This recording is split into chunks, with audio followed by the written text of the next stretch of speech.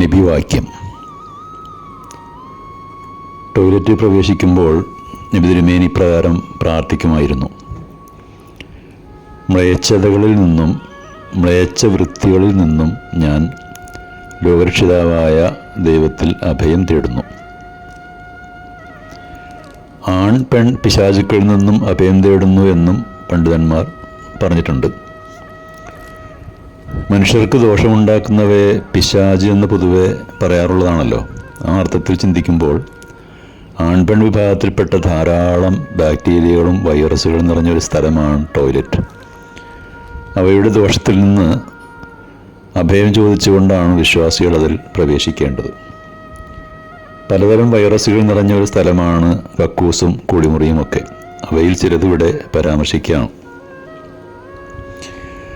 മലത്തിൽ കാണപ്പെടുന്ന ഒരു ബാക്ടീരിയയാണ് ഈക്കോളി. ശരീരത്തിനുള്ളിലെത്തിക്കഴിഞ്ഞാൽ വയറിനും കുടലിനും പലവിധ പ്രശ്നങ്ങൾ ഈ ബാക്ടീരിയ ഉണ്ടാക്കുന്നുണ്ട്. വിഷബാധയ്ക്ക് കാരണമാകാവുന്ന മറ്റൊരു ബാക്ടീരിയയാണ് സാൽമണല. ഇവ വൃത്തിയില്ലാത്ത ശുചിമുറിയുടെ ഉപയോഗത്തിലൂടെയാണ് ശരീരത്തിൽ പ്രവേശിക്കുന്നത്. മറ്റൊന്ന് ഇൻഫ്ലുവൻസ വൈറസ്. ശുചിമുറിയിൽ പതിയിരുന്ന് നമ്മുടെ കൈകളിലൂടെ ശരീരത്തിനുള്ളിലെത്തുന്ന ഇൻഫ്ലുവൻസ വൈറസും പലവിധത്തിലുള്ള രോഗങ്ങൾക്കത് കാരണമായി തീരുന്നുണ്ട്. ചർമ്മരോഗമായ റിംഗ്വേം അഥവാ പുഴുക്കടി ഉണ്ടാക്കുന്ന ഫംഗസും ടോയ്ലറ്റിൽ നിന്നും പകരാം. ഇത്തരം ഫംഗൽ അണുബാധകളെയും നാം കരുതിയിരിക്കേണ്ടതാണ്. അതുപോലെ കുഞ്ഞുങ്ങൾക്ക് മലദ്വാരത്തിൽ ചൊറിച്ചിലുണ്ടാക്കുന്ന വിരയാണ് പിൻവേം.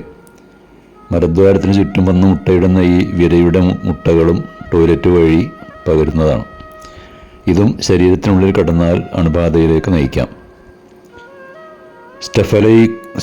സ്റ്റഫൈലോകോക്കസ് ഓറിയസ് അഥവാ സ്റ്റാഫ് ബാക്ടീരിയ മുറിവിലൂടെയോ മറ്റോ ശരീരത്തിൽ പ്രവേശിച്ചാൽ ചർമ്മത്തിൽ അണുബാധയുണ്ടാക്കും. ഇവയും വൃത്തിയില്ലാത്ത ടോയ്ലറ്റിൽ നിന്നാണ് പകരുന്നത്. ഇത്തരം നിരവധി വൈറസുകളായ പിശാചുക്കളിൽ നിന്നും അഭയം തേടാനാണ് നബി തിരുമേനി ഉപദേശിക്കുന്നത്.